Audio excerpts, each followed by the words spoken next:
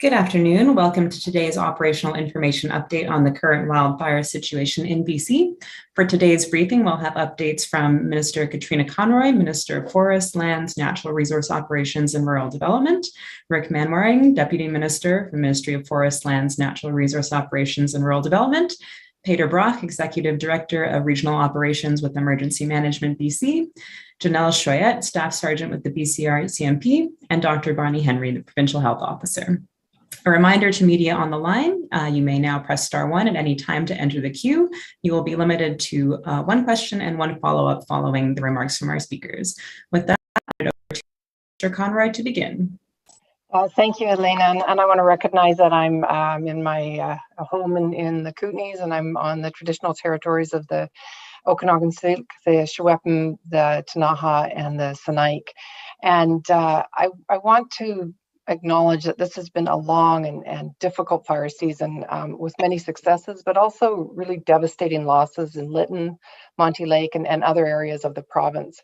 And it's an exceptionally challenging time for many British Columbians. Our 3,549 firefighters are fighting an intense, multifaceted battle against hundreds of wildfires that have been influenced in part by climate change. More than 650,000 hectares have burned so far in unprecedented heat. There's severe drought and persistent winds. In the hardest hit areas of the province, there has been thousands of lightning strikes with very little rainfall. Thousands of people have been evacuated and thousands more have been on evacuation alert. And I can assure you that we are using all our resources to fighting these fires in the midst of a global pandemic. We are guided by world-class experts who are working around the clock to deploy our resources in the most effective ways possible. And thanks to a break in the weather over the past few days and the relentless efforts of the BC Wildfire Service, we are making positive headway right now, but unfortunately this week it will heat up again. Many of our crews are working 14-hour days and 14 days in a row in really tough conditions. So on behalf of the provincial government, I want to personally thank everyone on the BC Wildfire Service team and our many partners for helping to keep British Columbians safe. And my heartfelt thanks go out to everyone on the fire line and everyone also involved in this huge effort. This work is exhausting and demanding, and the fire season isn't finished yet. We're headed into another period of hot and dry weather in southern British Columbia, and this will mean more fire activity in an already incredibly tough season. I know Minister Farnworth has repeatedly appealed to people impacted by wildfires to follow evacuation orders and leave their properties when told to do so. I live on a ranch with cattle and other animals, and I understand the desire to stay behind and protect home and your animals and your property. I understand how incredibly disruptive this is, as members of my own family had to temporarily leave their home this year. I know people are scared and frustrated, and it's human nature to want to protect what's yours and what you worked for years to create. But I can tell you that it's just too dangerous to stay behind. You simply put your life and lives of others at risk. And we can't ask firefighters to risk their lives and face down a wall of flames because someone made an unwise decision to not evacuate. Human life is so much, it's incredibly important. So thank you again to everyone for all you have done during this really difficult wildfire season. And I know that we all are working hard to ensure that we get to a resolution that's positive in the long run. So again, thank you. Thank you, Minister. Our next speaker will be Rick Manwaring, Deputy Minister. Please go ahead, Rick. Yes, thank you. I'd like to begin with a brief update on the provincial wildfire situation. Just a few numbers for everyone. Since April 1st, 2021, the BC Wildfire Service has responded to 1,453 wildfires. And this has resulted in nearly 652,700 hectares of area burned in British Columbia. There are currently 262 active wildfires burning in BC, and 31 of these are wildfires of note. 185 of these are due to natural causes by our determination, and 16 of these are human caused. And just to give you a sense, the 10-year average for this time of year is approximately 905 fires and almost 140,000 hectares burned. So big difference. I'd like to spend some time today addressing the White Rock Lake fire here as well, and the initial response by the BC Wildfire Service, and in part because we are hearing ongoing concerns regarding the resourcing of this incident. So just a few facts here. The first report of this fire was made at 3:46 p.m. on July 13th. And our first initial attack crew arrived within 30 minutes. And this is pretty standard expectation in terms of timely response on identified wildfires in British Columbia. Upon the initial report of this fire, it was already displaying what we call rank 4 fire behavior. And this is very aggressive fire behavior for a new start or an initial attack fire. And rank 4 is often characterized by an organized flame front, is what we call it, and a fast rate of spread on the ground and short range spotting.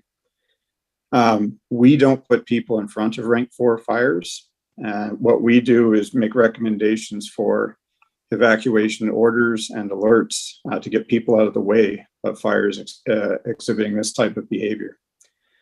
Our initial attack crews were on scene immediately, but were diverted from their efforts tactically to evacuate properties in the area, given the threat to life and property.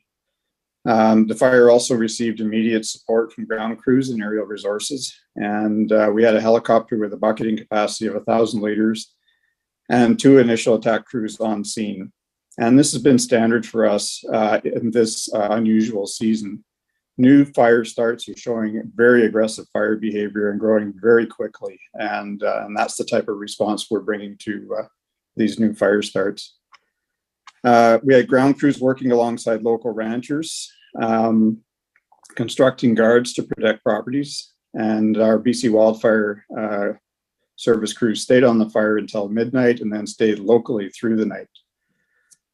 We did have local residents working alongside BC Wildfire Service crews to construct guards to protect properties. Their local knowledge was definitely welcome on scene, and the BC Wildfire Service crews recommended that locals were to avoid the heavily timbered area for safety, given the wildfire behavior we were witnessing.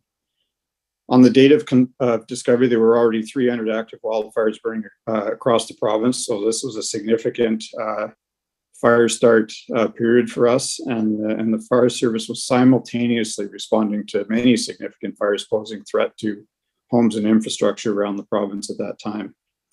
And we have continued to resource this fire since the date of discovery.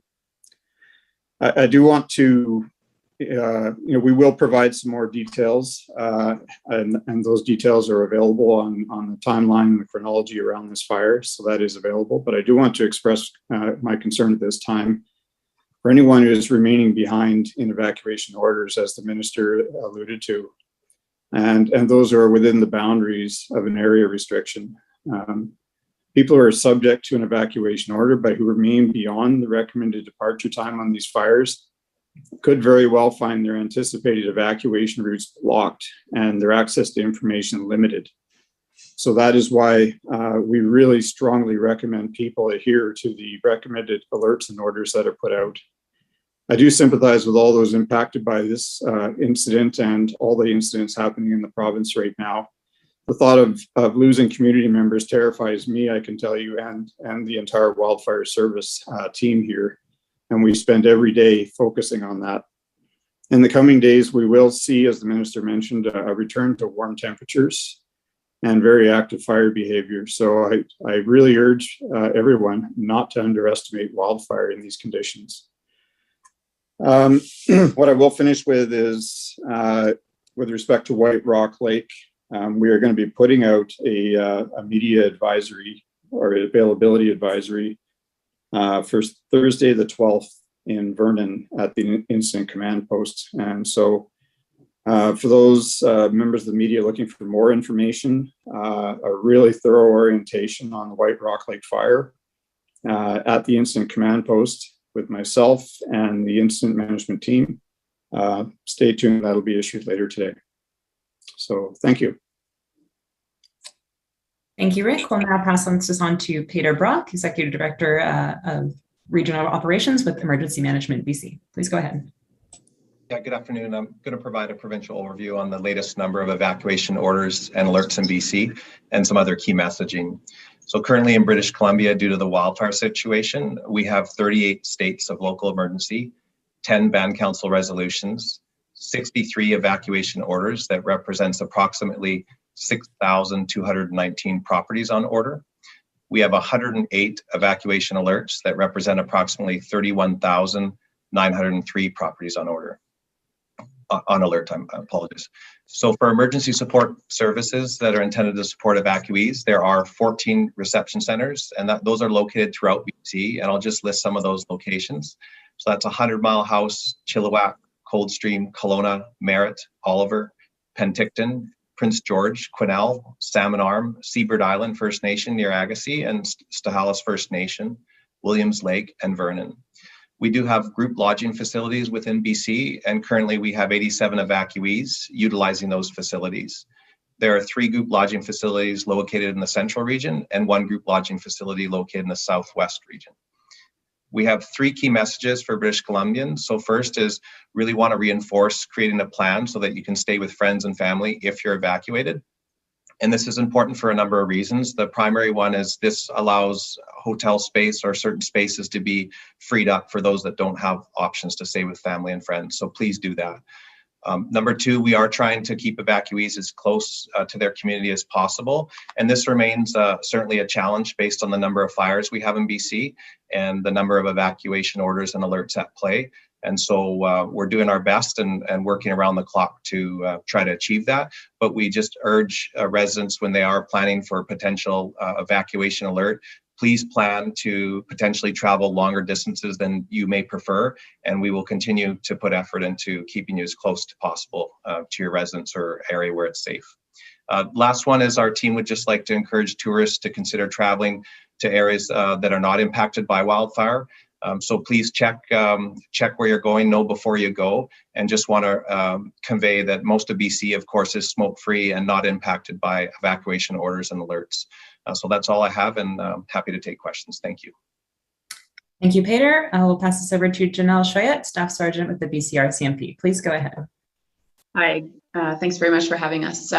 Just a quick update from us today. We are continuing to deploy our officers as and where necessary based on the fire needs. And then we do have a request from the ground in that we are asking for your continued patience with respect to having to go through checkpoints. We understand that there's increased vehicular traffic in the Southeast District for travel and tourism in that area, and that if you do encounter a checkpoint, that you don't try to go around that checkpoint, that you do wait until you have spoken to the individual at the checkpoint and that you are cleared to pass through that area with the rest of the traffic in that area. There have been some incidences where people have been verbally abusive to those individuals that are just doing their job. So we do ask that you continue to be patient if you are required to evacuate through an area and you have to go through a checkpoint, that you do so in an orderly manner and you follow the individual's direction. Those checkpoints are put in place for everyone's safety. We're trying to do our best to ensure everyone's safety, to put those places in place, and that when you're going through them, that you respect the people are doing their job to the best of their ability. Thank you, Staff Sergeant. Our next speaker will be Dr. Bonnie Henry, Provincial Health Officer. Please go ahead. Thank you and good afternoon. And I'm grateful to be speaking to you today from the traditional territories of the Lekwungen speaking people, the Songhees and Esquimalt First Nations here in Victoria today. I want to bring up a few issues around heat. As you know, Environment Canada has issued another heat warning for the coming days, starting probably late tomorrow through Thursday and lasting as long as through Sunday. This is particularly important in the central and southern Okanagan and the lower mainland, where we see forecast temperatures are rising in all of those areas. It's not anticipated to reach the same levels that we recorded during the extreme heat event we had late in June, early July. But we still need to prepare for this and to remind people the importance of taking care of themselves and looking out for others during these heat events. We know that these anticipated temperatures that we're expected to see can cause negative health outcomes. People who are not acclimatized to this type of temperature, particularly when it doesn't cool off as much at night. So we need to remind people that high indoor temperatures can be particularly dangerous for older adults, those with chronic health conditions, and people who are living alone. And we need to conduct regular checks on those of us in our communities, our friends, our families. Individuals who live alone, particularly seniors, are at high risk of heat-related illness. We just don't manage heat as well as we get older. So if you need to check on people to make sure they are coping with the heat, if you identify signs of illness, you can assist in moving people to a cooler indoor or shaded space. And municipalities across the Lower Mainland and the interior will have cooling spaces open and available for people. You can also access air-conditioned spaces like malls, community centers, and libraries. If urgent medical support is needed, call 911 without delay. You can also call 811 to get more information on things you can do to support yourself or others during the heat. Important things are to stay hydrated, preferably with water, keep pets and children cool, and young children especially can be affected very quickly when temperatures rise quickly, and they should never leave children or pets in cars when it is hot outside. Accessing air-conditioned spaces are really important. Shopping centers, community centers, residents of family or friends, look out for those in your neighborhood who don't have access. It's really important to recognize that at high temperatures, fans alone can actually be dehydrating and they may not be effective, but you can do things like applying a cool water mist or wet towels prior to sitting in front of a fan, and that is a quicker way to cool off. Also using public splash pools and water parks, or taking a cool bath or shower, also important ways to help cool yourself off at home. Dressing for the weather is important, keeping your house cool, which means opening the windows when it's cooler outside, but closing shades and blinds and making sure that the sun doesn't come directly into the house. Using an air conditioner if you have one, and preparing meals that don't require you to turn on the oven. These are all important things to think about. Avoiding tiring work or exercise in the heat, particularly in the middle of the day when the heat builds up, and seeking care if you need it, if people have concerns about their health. So just want to remind people there's resources on the health authority websites. We have alerts and bulletins going out, and to take care of each other as we get through yet another challenging period in these coming days. Thank you. Thank you to all of our speakers today. That concludes the operational updates. A reminder to media on the line to please press *1 to enter the queue. You will be limited to one question and one follow-up today. Our first question today comes from Marcella Bernardo with News 1130. Marcella, please go ahead. Hi, I'm not sure who can answer this. It might be the Deputy Minister for Forestry, but we're hearing from so many people that are frustrated in the Monte Lake area that feel like they were abandoned by BC wildfire crews. So can you please explain, I know you touched on it a bit, but can you explain what the priorities have to be early on when a fire starts, and how it's possible that this situation may have gotten out of control simply because of resources not being available?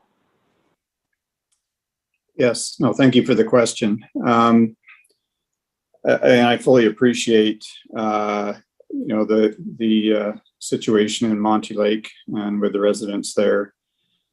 As I outlined in the brief on this particular fire, the fire did start as far back as July 13th.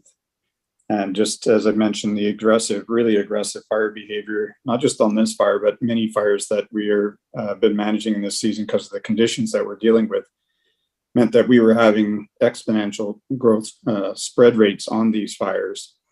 So this fire was known. We were working this fire, as I mentioned, right from the initial 30 minutes of it starting. And as it began to spread across the land base and spreading in multiple directions, the Wildfire Service does the modeling of the fire behavior and where we think the fire is going to be going.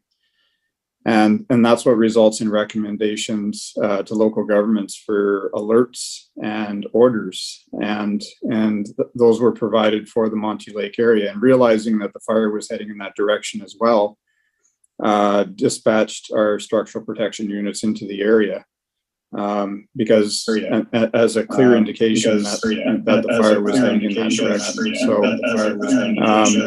real challenging situation. We resourced this fire from the very beginning, as I mentioned, and including on multiple fronts with structural protection as we are today, and as we continue to fight that fire today.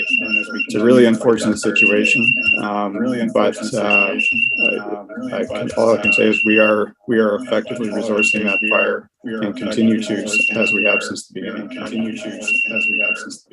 Marcella, do you have a follow-up? I do, and it's still about what happened with Monte Lake, because we're hearing from people who say there wasn't enough time, there wasn't any notice given to them. Are you confident that there were alerts and orders issued with ample time for people to clear out, at least much more time than people were given Lytton? Yeah, well, two very different situations between Lytton and Monte Lake. But focusing on the White Rock Lake fire, yes, we're quite confident. Don't have the timelines in front of me, but certainly more than a day and a half between alerts being issued and orders being put in place before the fire began to move through.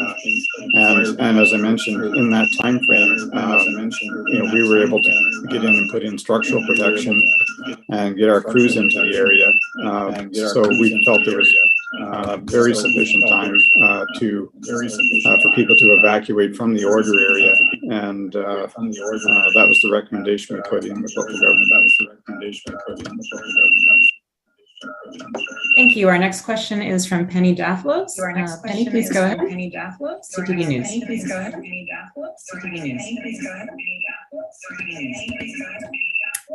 Penny, are you on the line? Please go ahead.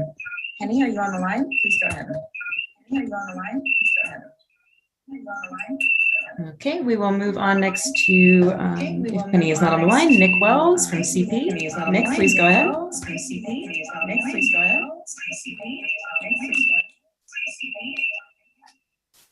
Okay, we think we may have an issue with the phone line. If folks can just hold on for a moment, we'll try to get that resolved.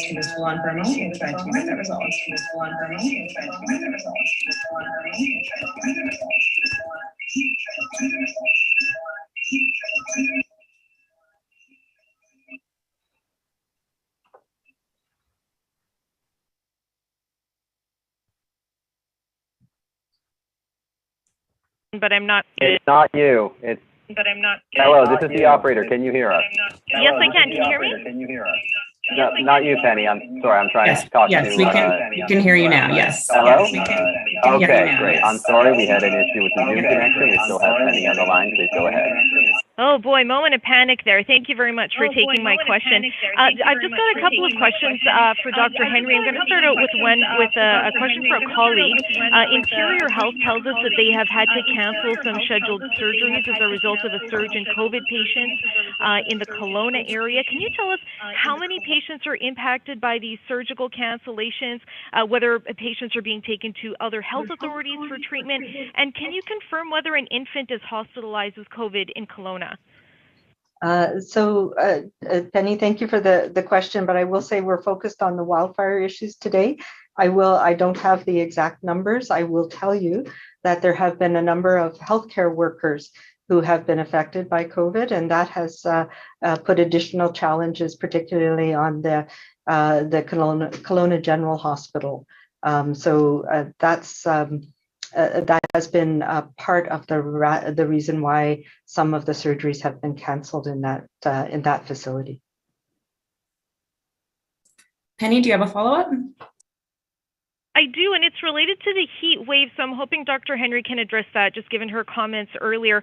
Just looking at the forecast and the heat warning in place right now, and I'm comparing that to the parameters for the level 2 extreme heat alert and the matrix for that, it looks like we have met the criteria, or we're really close to that right now. So I just want to know if your office, the BC CDC, and the health authorities in the Lower Mainland are considering declaring a level 2 extreme heat alert around this incoming heat wave.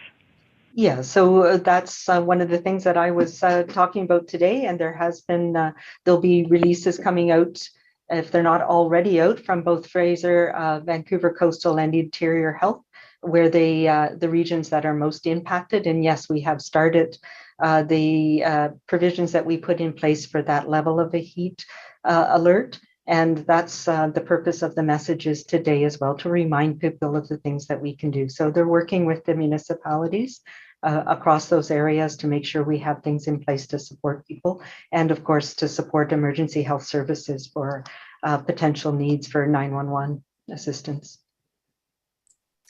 Our next question is from Nick Wells with CP. Nick, please go ahead. Hi, can you hear me? Yes, please go ahead. Perfect. Just kind of going back to the White Rock Lake fire, I spoke to some residents today who say that they want to return home. They're looking at going back to their homes as they feel that the Wildfire Service has not done an adequate enough job to protect those homes. I'm curious if there's any kind of response or reaction to that. Yeah, I'll take that, Rick Mannering. Thank you for the question. Yeah, I fully appreciate they may want to go back to their homes. The Wildfire Service communicates continuously, and we have all the relevant officials in our incident command team sharing the same information. And when we make recommendations around this fire and how it is changing, and as it shifts from the conditions over the different burn periods, we make those recommendations for alerts and continuance of orders to local governments. So if the conditions are deemed to be safe to go in there, that authority will make that decision and pass out the advisory on that. So I appreciate the concern of the residents' interest. We often see really strong interest after the kind of the head of a fire moves through, but the danger persists, and we just really want to recommend people respect the orders and the alerts and the direction that is provided by the local officials on these fires. Nick, do you have a follow-up? Yeah, I do. I'm curious if the Wildfire Service has heard of any fires burning in the Monte Lake area before the blaze that broke out on July 13th.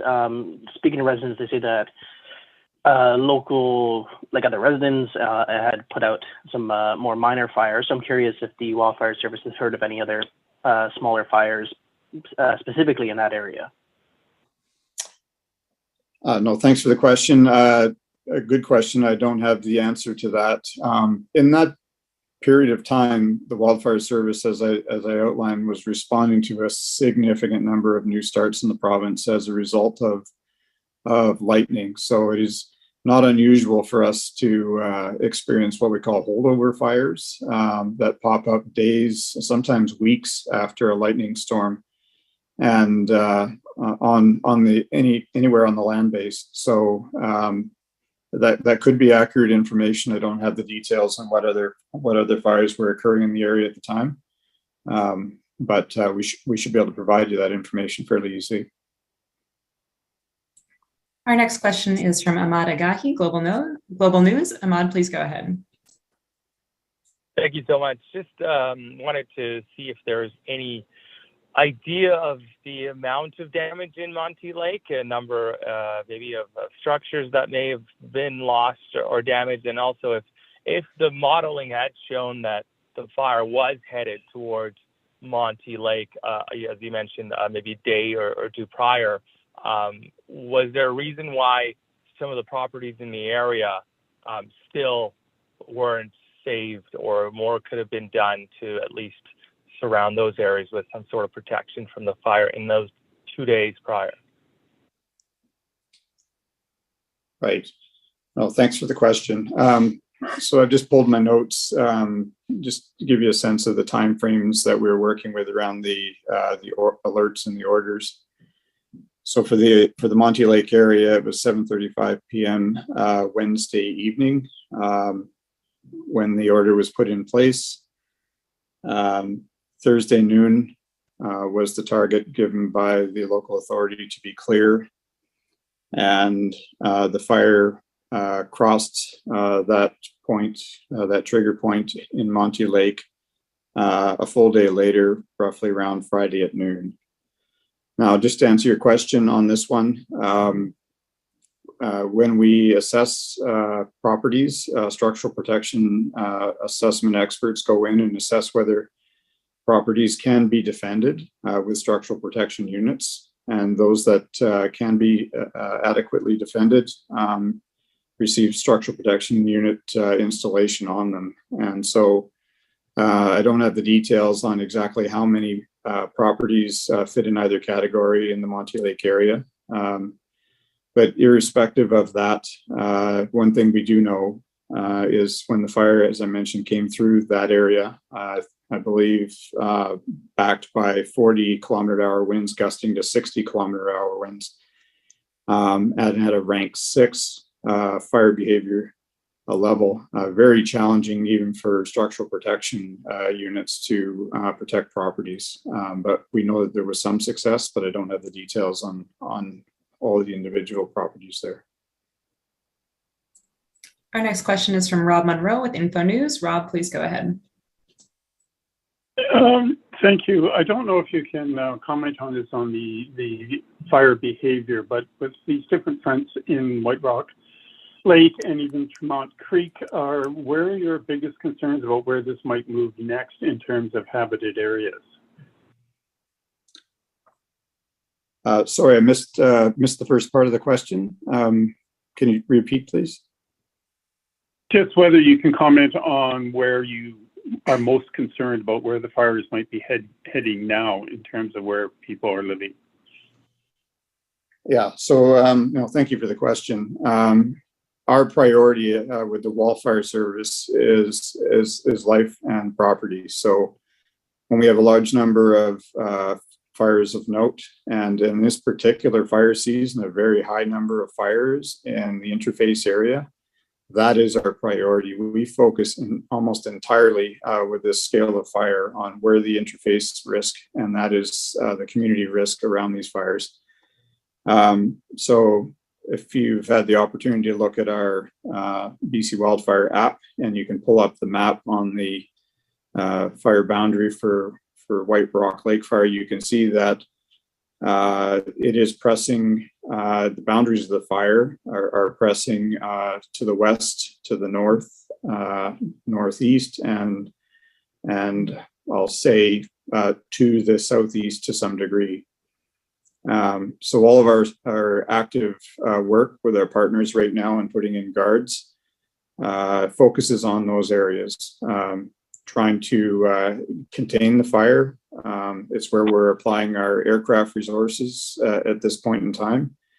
And as the minister mentioned, thanks to some cooler weather and some stable air, we've been able to make some really good progress in the last couple of days to begin to contain the fire.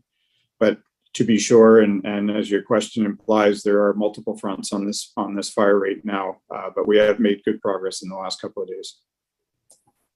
Rob, do you have a follow-up?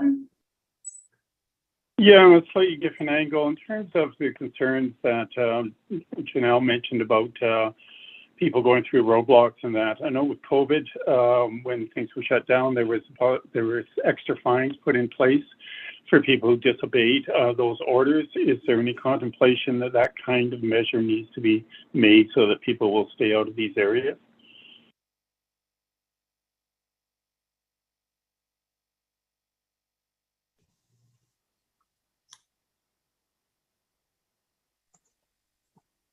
Deputy Minister, would you like to take that response? Sorry, the question was around fines related to COVID and access. I only caught part of it. I think it was the idea that with COVID, there were extra fines for people who traveled for non-essential purposes. Is there any contemplation of fines for people who disobey police road checks or try to avoid them and those sorts of things and go into areas where there are orders and they're not supposed to be? Oh, thank you. Yeah, thank you for the question. I can't speak to anything on the COVID-related side. We have provisions right now, existing provisions that allow us to regulate access and problems we have with people trying to access areas, area closures around wildfires. So we're not contemplating increasing or additional fines right now. We've got the tools we need today to manage the situation on the wildfire side. Our next question is from Wayne Moore with Castanet. Wayne, please go ahead. Much. Again, back to the popular fire of the day, the White Rock Lake fire. There's an extensive video that's been making the rounds online with a number of residents of Monte Lake who claim that they, 3 or 4 days before the fire, never did see any wildfire firefighters in the area, that they just showed up once the fire had jumped Highway 97. Do you have any comment on that? Because I know you're saying that there were firefighters in the area. The neighbors, or the residents rather, are saying that there were not. No, we certainly, and as I just outlined, we did have our structural protection teams in there supported by our BC Wildfire Service staff. And as I mentioned, this fire had been burning for a period of time leading up to Monte Lake. So air resources, ground resources, working with our partners all the way along as this fire progressed, trying to manage it as it spread in all directions. So as I outlined earlier, the recommendations that the Wildfire Service made for the order on Monte Lake were based on observations, our modeling, presence of our staff, and the media veil that I mentioned at the outset. We have the opportunity on Thursday to provide more details and insight into how the fire is being managed and fought, and provide those details to anyone who's interested. Wayne, do you have a follow-up? Yeah, I do. I have a question on resourcing. We continue to hear that the fires are due in large part to climate change, and yet the resourcing that the province is using is still being determined based on 5- and 10-year averages. Wondering if it's getting to the point where resourcing of firefighters is, or should be, or is being contemplated to be predicated on what's expected and not what we've seen in the past? No, thank you for that question. The resourcing for the wildfire organization today is very different than it was even 3 or 4 years ago. And coming out of the 2017 wildfire season, we had the benefit of the report, the Abbott-Chapman report on the flood fire season from that year, and a number of recommendations made around how we might address the changing climate, the changing conditions that we're seeing on the land base because of climate change. And so the organization has adapted considerably since 2017. We don't resource fires based on a 5-year average. We have increased air tanker fleets. We have a new next generation air tankers operating for the organization today. And many of you may have seen these in action around the province. We've increased our partnerships internationally and nationally so that we have the ability to flow resources.